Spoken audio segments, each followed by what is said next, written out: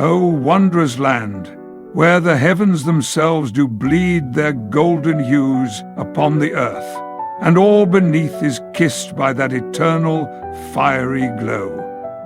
As I entered this hallowed realm, the very air did seem to hang heavy with a perfume divine, the scent of blossoms so fair and flawless that they might have been plucked from gardens celestial. The hills rolled gently as if the earth itself were at rest, cradled in some ancient and unyielding peace. Yet even as I marveled, a curious weight pressed upon my heart, as though I walked amidst a beauty too perfect, a paradise wherein mortal man was ne'er meant to tread. Such is the realm of Pax Serpentia, a name spoken with reverence by those who chart the astral seas. The air itself, heavy with a sweetness that did weave its tendrils round my senses, carried the cloying perfume of blossoms most abundant. The breath of heaven poured forth in a rapturous exhalation, suffusing this realm with a fragrance too divine for lungs to bear. The rolling hills stretched endlessly before mine eyes, their verdant expanse a symphony of splendor. Yet as I ventured nearer, the perfection was marred by a peculiar gleam under the grass, a sight that struck my soul with a curious unease. I discerned an unnatural sheen betwixt the blades. These were no simple hills, but the forms of great, slumbering serpents, their colossal bodies wrapped in a timeless stillness. Their scales, shimmering faintly in the golden light, seemed to whisper of ancient power, and I dared not disturb their repose. Above these dormant colossi, there arose crystalline cities, their spires like daggers of emerald fire, piercing the heavens.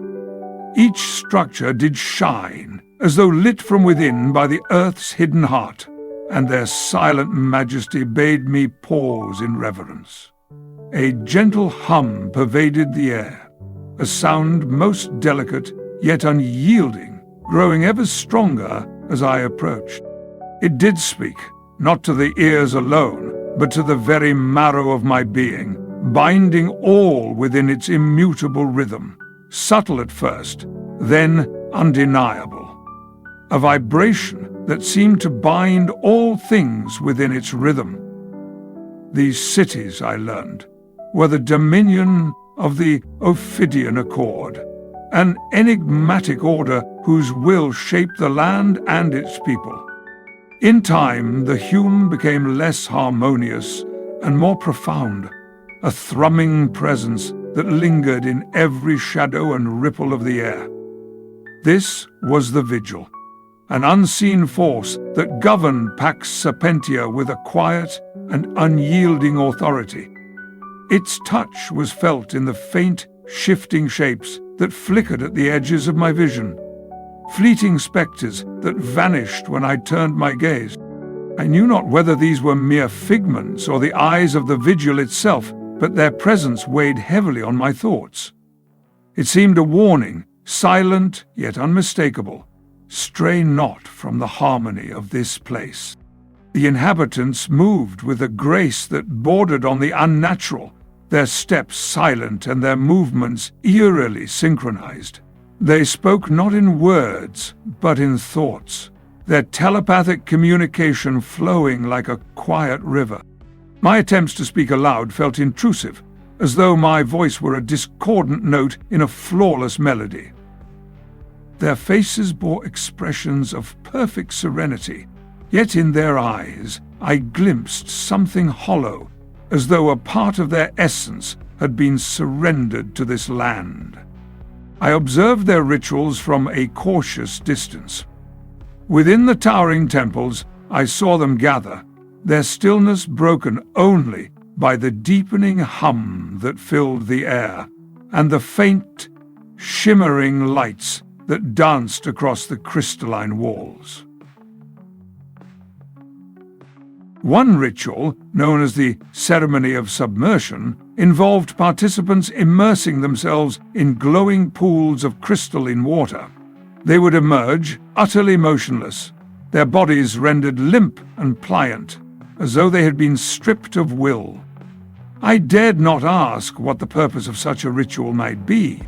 For all its splendor, Pax Serpentia bore down upon me with a suffocating weight. The longer I remained, the more I felt the inexorable pull of this place, its quiet insistence that I surrender myself to its perfect, unchanging rhythm. I began to notice things. Objects I could not recall placing, vanishing from my pack, faint shadows pooling in corners where there should be none, and always the pervasive sense of being watched. The vigil's gaze, I was certain, never left me. Yet when I sought to voice these thoughts, they seemed to dissolve, like mist under the morning sun. As I write this account, I am haunted by an incident that occurred only yesterday. While speaking with one of the locals, I attempted to inquire about the serpents and their connection to the land. I fear I may have betrayed a trace of doubt in my tone, for the individual's serene countenance faltered, if only for an instant. Since that moment, I have felt a shift in the atmosphere around me. The locals seem to avoid me now, their telepathic greetings growing colder, their movements subtly altered in ways I cannot fully describe. Perhaps it is mere paranoia, a trick of the mind in a place so alien and strange. Yet, as I sit here beneath the eternal sunset, I cannot help but wonder, have I already overstepped some unseen boundary? And if so, how long before the vigil takes notice? Oddly enough, I'm not sure if it matters much anymore. Not on such a beautiful day. Such a beautiful, beautiful day.